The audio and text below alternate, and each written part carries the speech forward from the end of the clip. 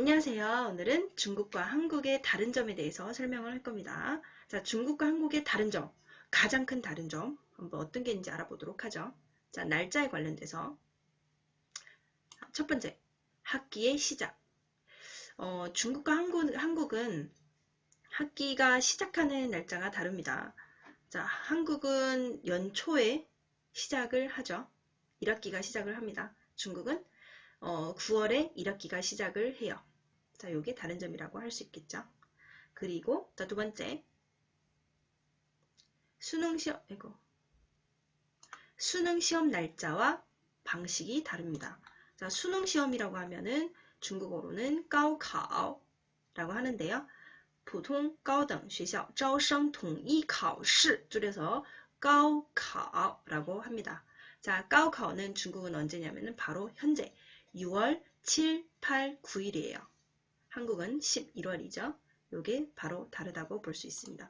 그리고 중국에서는요, 가오카오를 보려면 반드시 3학년을 다시 다녀야 해요. 여기는 뭐 재수하고 삼수하고 사수하고 할 때는 혼자서 복습해서 시험을 보잖아요. 중국에서는 왜냐하면 가오카오라는 의미가 고등학생들이 보는 시험이기 때문에 수능을 보는 시험이기 때문에 반드시 고등학교 3학년에 있을 때만이 그 시험 접수를 할 수 있게 되어 있습니다. 그래서 3학년을 다시 다니면서 붙을 때까지 원하는 대학에 갈 때까지 시험을 계속적으로 볼 수가 있습니다. 자, 중국의 방식은 요래요. 그리고 시험지도 전국이 다 다르다고 해요. 여기는 뭐 이런 내용, 그 다음에 이 지역에 가면 또 이런 내용, 전국적으로 내용이 다르다고 합니다. 자, 참고하시고요. 자, 그렇다면 지금 중국에 있는 가오카오의 현장을 한번 제가 사진으로 담아왔습니다. 자, 이 장면은요, 지금 시험 밖에서 사람들이 줄을 서는 사진이고요. 다음 사진은 네, 요거는 동관에 있는 영어 시험장이라고 합니다. 자, 어마어마하죠? 자, 그리고 요 사진은요, 사천, 스위닝 있는 시험장을 감시하는 카메라라고 하고요. 이거는 미술 시험을 보는 학생들이에요. 이렇게 보는 학생들이고요. 그리고 이거는 부모님들이 아이들을 시험을 잘 보라고 환송하는 장면이고요.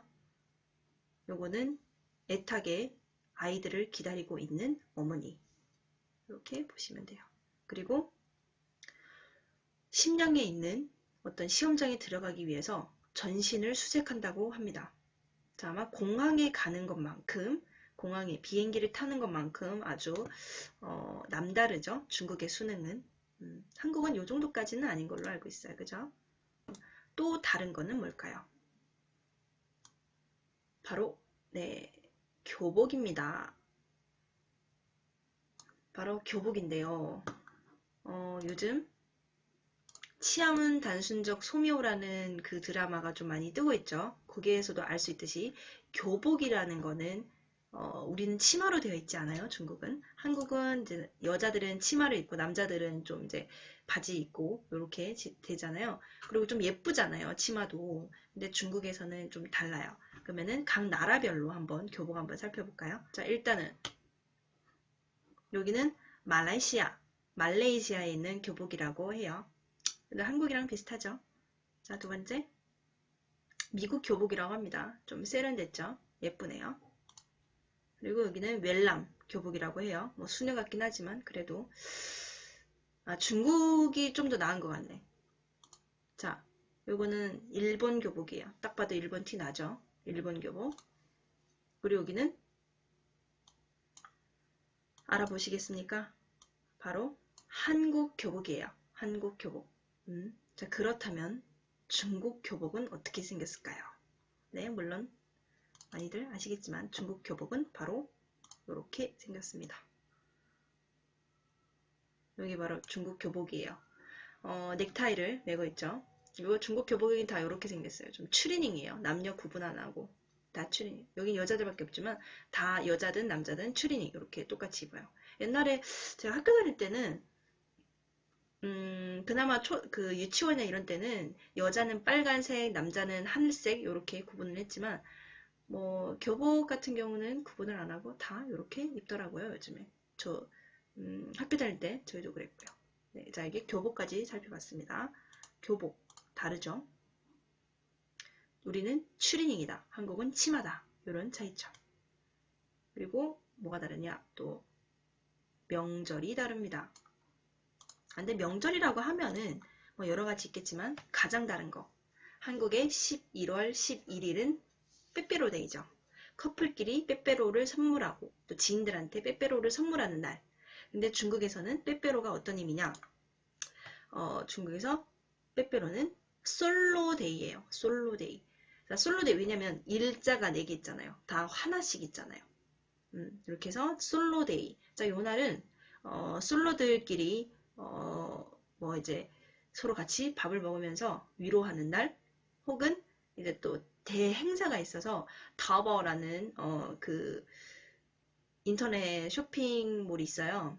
거기서 대대적으로 세일을 합니다. 이때 되면은. 그래서 이때 쇼핑을 가장 많이 하고 또 가장 세일을 많이 하는 날이 되겠습니다. 자, 명절. 그리고 12월 24일.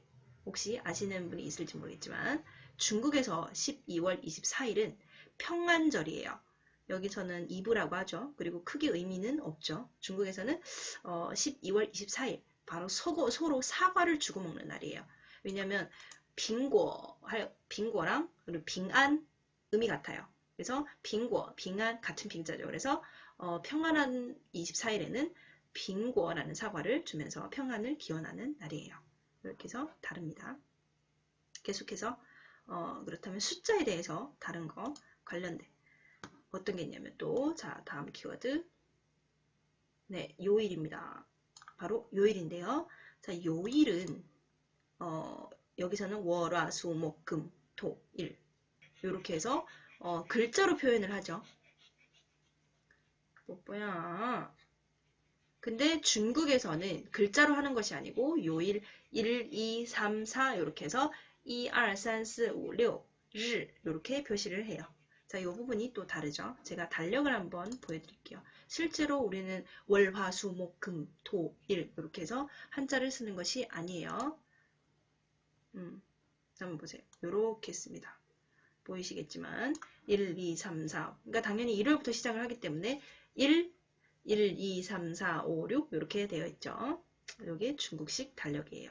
그리고 중국에서는 이런 식으로 쓰거나 혹은 어떤 곳에서는 영어로 쓰거나 그 다음 말하는 방식이라는 거 프로. 자, 한국에서는 프로를 그냥 프로라고 있죠. 얘를 그대로 읽어요. 100%, 90%, 20%, 10% 세일. 그죠? 중국에서는 프로를 말을 할 때는 100분의 이렇게 말을 해요. 100%라고 해서 100분의 70, 100분의 10, 10%라고 하는 말은 100분의 10이라는 뜻이에요. 자, 이렇게 말하는 게 달라요.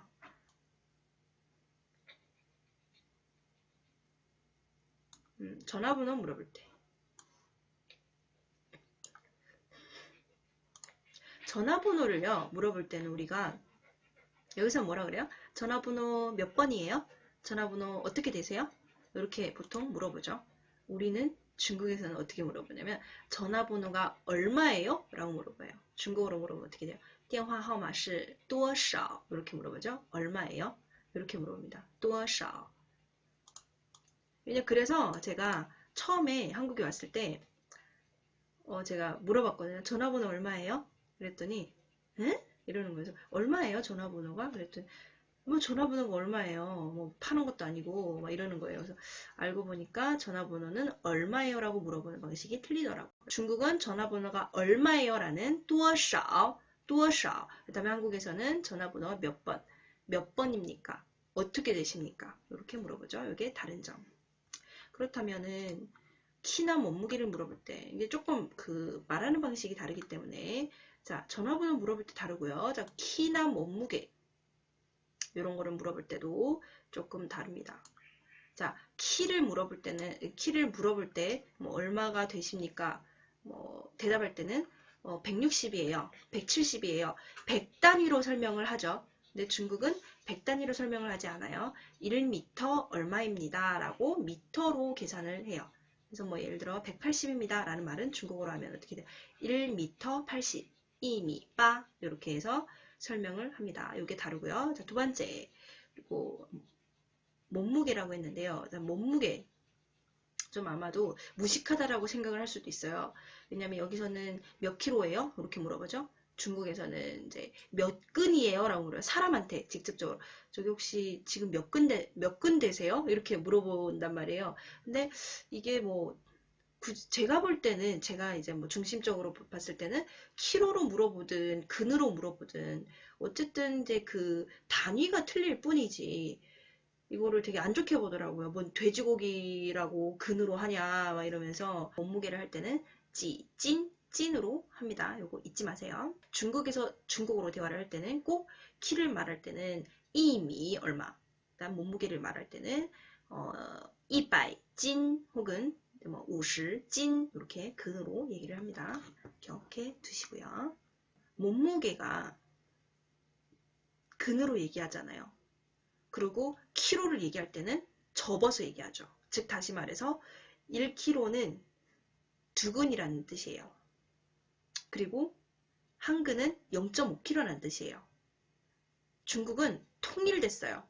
쌀을 사던 돼지고기를 사던 무엇을 사던 다 0.5를 기준으로 해서 1kg는 한 근은 0.5kg다. 그리고 1kg는 뭐 500g이다. 전국 통일이에요. 다 그냥 똑같이 0.5로 합니다. 요거 기억하세요. 자, 마지막 이발소. 자, 이발소는 뭐가 다르냐면은 이발소는 남자들이 가는 데라고 들었어요. 근데 저는 불과 한 달 전까지도 이발소가 어떤 곳인지도 몰랐어요. 그래가지고 무턱대고 이제 이발소에 들어간 거예요. 왜냐면은 이발소라고 했으니까 이발소 번역하면 뭐예요? 리파 아니에요. 리파. 이제 그 머리를 한다라는 이발한다는 그래서 이발하는 장소 리파소. 그러니까 그냥 아 여기는 싸겠다. 비싸게 받진 않겠다 싶어가지고 딱 들어갔는데 웬걸? 되게 이상하게 쳐다보는 거예요. 그래서 저 매직하러 왔는데요. 그랬더니 에? 이러시는 거예요. 그래서 아니 매직하러 왔는데요. 여기 매직 안 해요? 이러는 거예요. 그래서 한참 있다가 그래요? 네, 네, 알겠습니다 하고 나갔어요. 나갔는데 다시 이제 나와서 그러시는 거예요. 혹시 한국 분이세요? 네, 왜요? 이랬더니 이발소는 남자들만 하는 곳인데 이러는 거예요. 깜짝 놀랐어요. 네? 그냥 네, 이러고 왔는데 나중에 이제 주변 사람들 있는 그 중국인들한테 물으니까 다 모르더라고요. 그래서 이발소는 그때 알았어요. 남자들한테만 해주는 뭐 이제 세트로 뭐 이제 수염도 깎고 머리도 감겨주고 이렇게 세트로 하는 곳이더라고요. 근데 이발소를 왜 그렇게 의미를 두는지 모르겠어요. 물론 중국에서 이발소는 진짜 이발하는 곳이에요. 여러분들 기억하세요. 이발소 여자도 들어갈 수 있어요. 리파디엔 뭐 이발점, 리파디엔 이렇게도 쓰고요. 그리고 또 물론 리파디엔 말고도 여러 가지 이제 말하는 그 말들이 있어요. 이발소를 어떻게 말하는지 제가 한번 보여드릴게요. 보세요. 여기 보면은 표창 파이. 자, 어떤 곳에서는 파이 이렇게 해서 설명을 해요. 파이 보이시죠? 이렇게 말하는 곳도 있고 여러 가지 보세요. 形象 设计.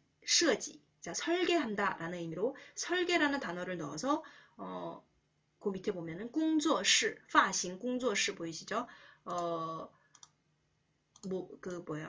모발 형태의 공작실 이렇게 해가지고 이렇게 쓰는 것도 있어요. 물론 이름 짓기 나름인데 되게 많아요. 자, 그리고 보세요. 살롱 이런 뜻이죠. 샤롱 이렇게도 쓰고요. 메이파 미발 이렇게도 쓰고요. 그 다음에 여기 보면은 쇼센 중심이라고 있어요. 쇼센 중심. 자, 요런 데 보면은 조금 이제 여러분들 주의하셔야 하는데 요런 데 보면은 살짝 여자 그림 있고 슈센이 뭐예요? 좀 이렇게 휴게 요런 의미 아닙니까? 그래서 이렇게 봤을 때 여기 여자 사진도 보이시죠? 요거는 어디다? 접대도 포함을 해주는 곳일 가능성이 높다. 그러니까 실제로 남자 손님만 받는 곳이 있기는 해요. 근데 그러니까 이발소가 아니라 남자 손님 받는 접대로 이렇게 받는 곳이 시오시엔 중신 이렇게 써놓고 좀 이제 살짝 여자들이 야시시하게 옷을 입었다 그러면은 요런데 틀림없습니다. 이렇게 해서 기억하시면 돼요. 한번 알아봤고요. 한국에서 말하는 것과 중국에서 말하는 거 그리고 한국에서 이렇게 말하지만 중국에 가면 또 다르게 얘기하는 거 그리고 서로 오해를 살 만한 것들 이런 것들 한번 정리를 해봤습니다. 여러분들 많이 아껴주시고 구독 눌러주세요.